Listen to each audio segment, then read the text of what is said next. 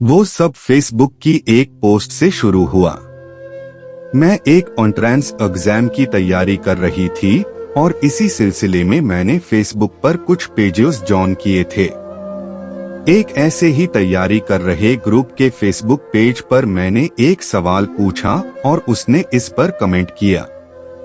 वो ये एग्जाम दोबारा दे रहा था, इसलिए मैंने उसे फेसबुक पर ही एक पर्सनल मैसेज किया। इसके बाद हम दोनों के बीच बातचीत शुरू हो गई। फेसबुक पर ये बातचीत रोजाना होने लगी। हम दोनों एग्जाम के बारे में बात करते थे। कुछ समय पर मैंने ही उससे पूछा कि क्या हम व्हाट्सएप पर बात कर सकते हैं।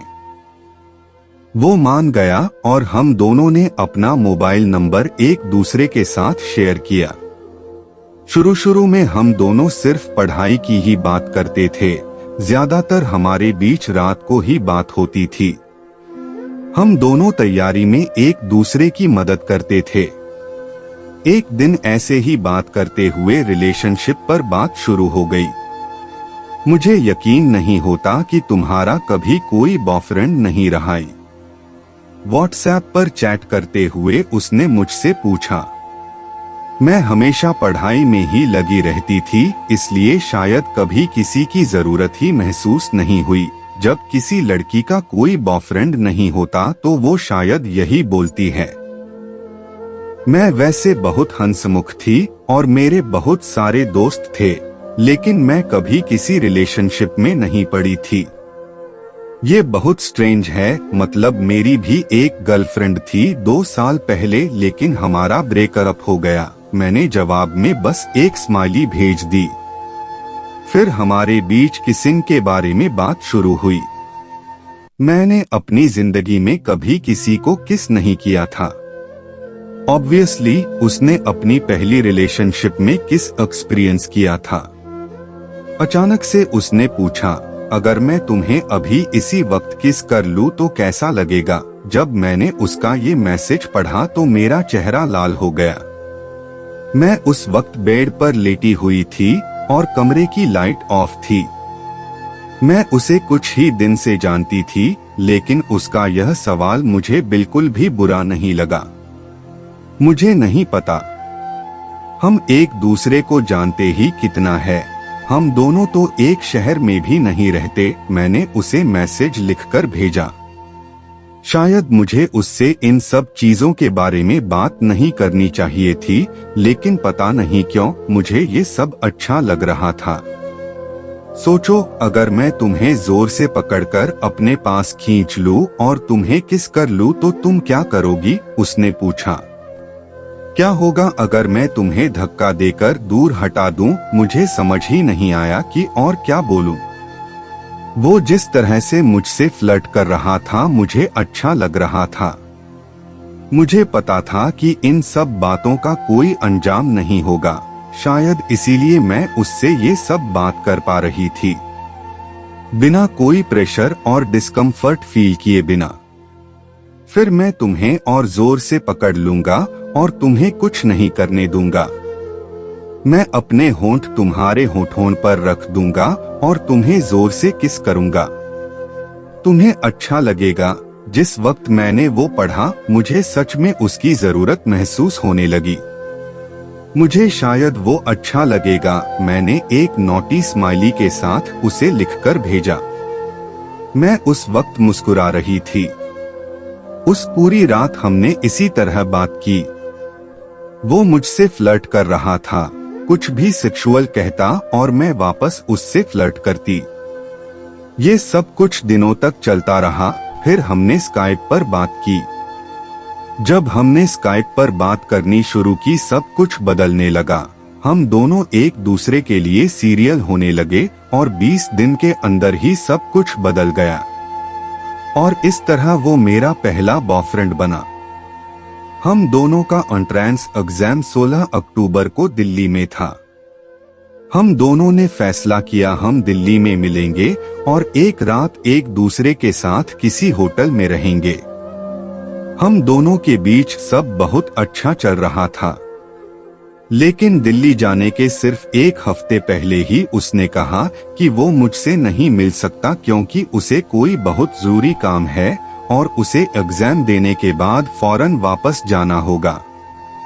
मुझे बुरा तो बहुत लगा लेकिन मैं कुछ नहीं कर सकती थी। उस पूरे हफ्ते में उसे मनाती रही कि किसी तरह वो अपना काम बाद में कर ले और हम मिल सकें। उसने कहा कि वो दिल्ली आने से बस एक दिन पहले ही अपना पक्का प्रोग्राम बता सकता है। इस बात को लेकर हमारी लड़ाई भी हुई और मुझे यकीन हो गया कि हम नहीं मिल पाएंगे। मैं दिल्ली गई और अपना एग्जाम दिया।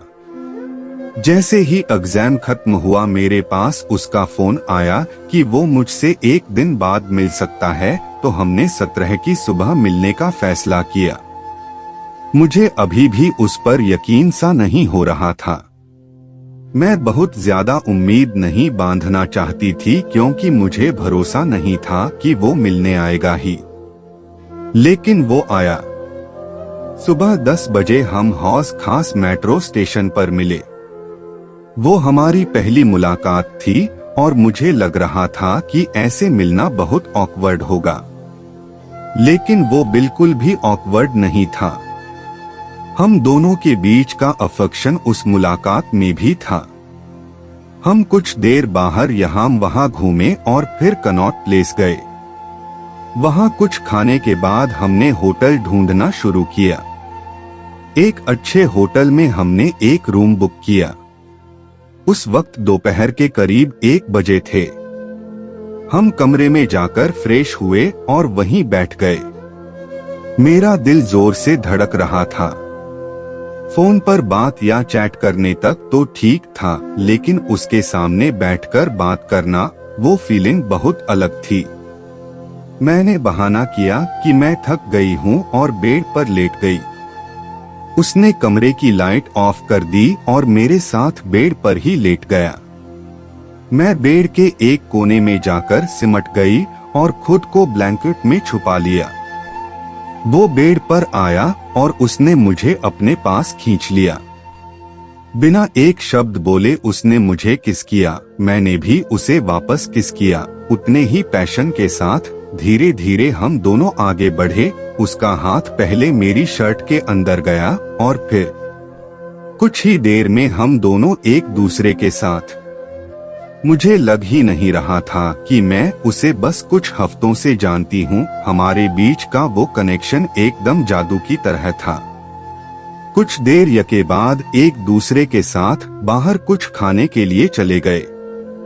वापस कमरे में आते ही उसने मुझे फिर से बेड पर खींच लिया और मुझे किस करने लगा। एक बार फिर हम दोनों बेड पर एक दूसरे के साथ मस्ती करने लग गए। वो बस शुरुआत थी।